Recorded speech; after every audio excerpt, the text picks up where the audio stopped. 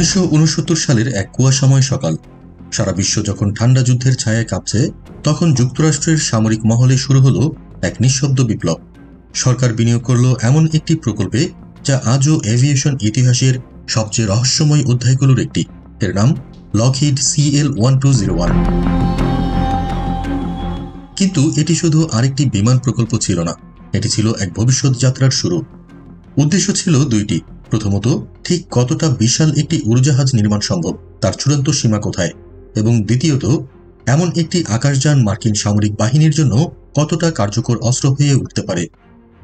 এই চ্যালেঞ্জ গ্রহণ করল লকহিড কর্পোরেশন, বিশেষ করে তাদের স্কাঙ্ক ওয়ার্কস ইউনিট, যাদের গবেষণা কার্যক্রম প্রায়শই চলত গভীর গোপনীয়তার মধ্যে, সরকারি নথিপত্রের আড়ালে।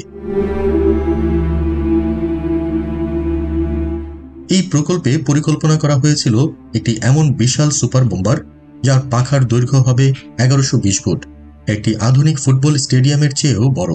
একে বলা হচ্ছিল উড়ন্ত শহর, যা ঘন্টায় 700 কিলোমিটার গতিতে আকাশে বিচরণ করবে, দিনের পর দিন থেমে থাকার প্রয়োজন ছাড়াই। CL-1201 এতটাই বিশাল ছিল যে এটিকে আকাশেই পারমাণবিক চুল্লির মাধ্যমে জ্বালানি দিত, তাতে লাগত না কোনো রিফুয়েলিং। আর সেটি প্রকল্পটিকে ঘিরে তৈরি করেছিল ভয়ঙ্কর বিতর্ক, কারণ এটি কেবল প্রযুক্তিগত স্বপ্ন ছিল না, এটি ছিল এক চলমান পারমাণবিক হুমকি। যদিও বাস্তবে CL-1201 কখনো তৈরি হয়নি, তবে এটি আমেরিকার মহাকাশ প্রকৌশল ভাবনার এক প্রতীক হয়ে আছে, যেখানে কল্পনা, সামরিক চাপ এবং প্রযুক্তির সাহস একসঙ্গে মিলেছিল। সে সময় ছিল 60-এর দশক। পৃথিবী তখন মহাকাশ প্রযুক্তির দৌড়ে ব্যস্ত।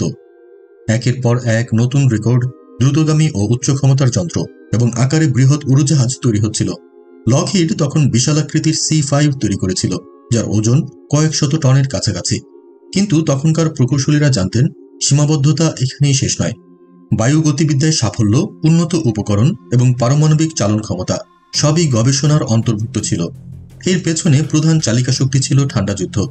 যুক্তরাষ্ট্র ও সোভিয়েত ইউনিয়ন একে অন্যকে টেক্কা দেওয়ার প্রতিযোগিতায় লিপ্ত ছিল। গুপ্তচর বৃত্তির বিমান, দূরপাল্লার বোমারু, দ্রুত প্রতিক্রিয়াশীল অস্ত্র, সবকিছুতেই এক ধরনের অদৃশ্য প্রতিযোগিতা চলছিল। মার্কিন কৌশল ছিল বিশ্বব্যাপী সংঘর্ষের প্রেক্ষাপটে তাদের ক্যারিয়ার ব্যাটল গ্রুপ দিয়ে দ্রুত সামরিক প্রতিক্রিয়া জানানো। কিন্তু সোভিয়েত উস্কানিতে এমন অনেক জায়গায় যুক্তরাষ্ট্রের সরাসরি পদক্ষেপ কঠিন হয়ে পড়ত। তাই প্রয়োজন ছিল এমন প্রযুক্তির যা শত্রুপক্ষের চিন্তারও বাইরে। এই প্রেক্ষাপটে লকহিড ক্যালিফোর্নিয়া তাদের গোপন ল্যাবে তৈরি করছিল কিছু অভাবনীয় বিমান। নৌ ও বিমান বাহিনীর সঙ্গে একত্রে চালানো এসব প্রকল্পের অনেকটাই ছিল শ্রেণীবদ্ধ। কিন্তু 1969 সালে হঠাৎ করেই এক গবেষণার খসড়া সামনে আসে, CL-1201।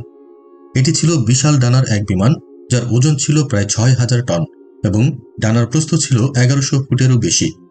এর পরিকল্পনা ছিল এমন যাতে এটি একসঙ্গে পরিবহন এবং বিমানবাহী রণতরীর কাজ করতে পারে। আজও এর মূল নথিপত্র নিখোঁজ, এমনকি মার্কিন প্রতিরক্ষা দপ্তরের কাছেও এর স্পষ্ট রেকর্ড নেই। তবে সময়ের ব্যবধানে বিভিন্ন গবেষণাপত্রে CL-1201 এর নাম উঠে আসে। 1982 সালের এক দলিল থেকে কিছু তথ্য পাওয়া যায়, যা এই প্রকল্পের আশ্চর্যজনক দিকগুলোকে তুলে ধরে। 1 মিলিয়ন পাউন্ডের বেশি বোঝা বহনের ক্ষমতা সম্পন্ন এমন উড়োজাহাজ এর আগে কেউ কল্পনাও করেনি। কয়েক ঘন্টার মধ্যে কয়েক শত সেনা ও অস্ত্র বিশ্বের যে কোনো প্রান্তে পাঠানো সম্ভব হতো এই বিমানে করে।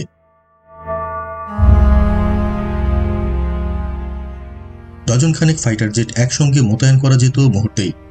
লকহিডের প্রকৌশলীরা চিন্তা করেছিলেন, যদি কোনো সংকটে, যেখানে সমুদ্রপথ বন্ধ কিংবা ঘাঁটি অনুপলব্ধ, সেখানে কিভাবে যুক্তরাষ্ট্র দ্রুত ব্যবস্থা নেবে। একমাত্র উত্তর CL-1201। পরিকল্পনা ছিল এমন যে সহায়তার জন্য আহ্বান পাওয়ার কয়েক ঘন্টার মধ্যে জর্জিয়ার ঘাঁটি থেকে উড়াল দেবে অ্যাটাক ক্যারিয়ার, সঙ্গে থাকবে 24টি যুদ্ধবিমান এবং ক্রুজ মিসাইল। এটি হবে আকাশে আধিপত্য বিস্তার ও নিয়ন্ত্রণের কেন্দ্র। সঙ্গে থাকত 7টি লজিস্টিক সাপোর্ট এয়ারক্রাফট। প্রতিটিতে 400 সৈন্য, 472 ক্রু, 1000 টনের সরঞ্জাম ও 1 মাসের রসদ। এত বড় উড়োজাহাজের জন্য রানওয়ের প্রয়োজনীয়তা ছিল প্রশ্নবিদ্ধ। তাই প্রকৌশলীরা ডানায় ও দেহে 12টিরও বেশি অতিরিক্ত টার্বোফ্যান ইঞ্জিন যুক্ত করার প্রস্তাব দেন, প্রতিটিতে 82,000 পাউন্ডের উলম্ব থ্রাস্ট। এছাড়া 4টি বড় হাই বাইপাস টার্বোফ্যান দিয়ে বিমানটিকে আধুনিক জেটের গতিতে চালানো যেত। কিন্তু প্রকল্পটির সবচেয়ে বিস্ময়কর দিক ছিল এই বিমান একটানা 30 দিন আকাশে থাকতে পারত। কারণ প্রতিটি বিমানের কেন্দ্রে থাকত 30 ফুট ব্যাসের একটি নিউক্লিয়ার রিঅ্যাক্টর, যার ক্ষমতা ছিল 18,000 মেগাওয়াট।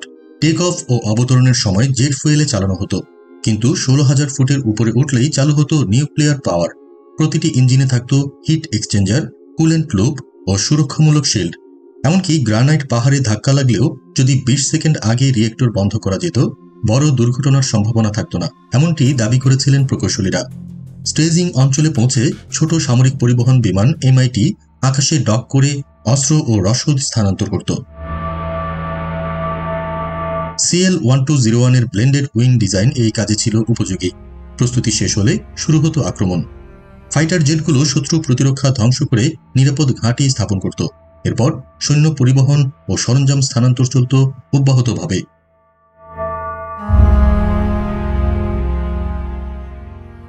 যদিও এত বিশাল একটি বিমানের উপস্থিতি ছিল দৃষ্টিগোচর ও স্পষ্ট টার্গেট, প্রকৌশলীরা বিশ্বাস করতেন এটি যদি 30,000 ফুট উঁচুতে থাকে এবং শত্রুপক্ষ থেকে 600 নটিক্যাল মাইল দূরে থাকে, তবে নিরাপদে থাকতে পারবে। তবুও একাধিক প্রশ্ন থেকে গেছে। যুদ্ধ চলাকালে ফাইটার বিমানগুলো পুনরায় কিভাবে অস্ত্রায়িত হতো? এই বিশাল বিমানের সৃষ্ট টার্বুলেন্সে কিভাবে নিরাপদ ডকিং সম্ভব? প্রকল্পের মূল রিপোর্ট হারিয়ে যাওয়ায় এসব প্রশ্নের উত্তর আজও অজানা। ঠান্ডা যুদ্ধের শতাধিক উচ্চাকাঙ্ক্ষী ডিজাইনের মধ্যে CL-1201 অন্যতম রহস্যে ঘেরা। এটি কি প্রযুক্তির চূড়ান্ত পরীক্ষা ছিল, নাকি কেবল একটি ধারণার খসড়া, অথবা শুধুই লকহিডের ইন্টার্ন প্রকৌশলীদের ব্যস্ত রাখার এক অভিনব কৌশল? 1993 সালের এক সকালে ইউরোপের আকাশে দেখা দেওয়া অদ্ভুত আলো যেমন আজও ব্যাখ্যার বাইরে, তেমনি CL-1201 প্রকল্পও ইতিহাসের এক অনুত্তর রহস্য হয়েই থেকে গেছে, যার উত্তর হয়তো কোনোদিনও জানা যাবে না।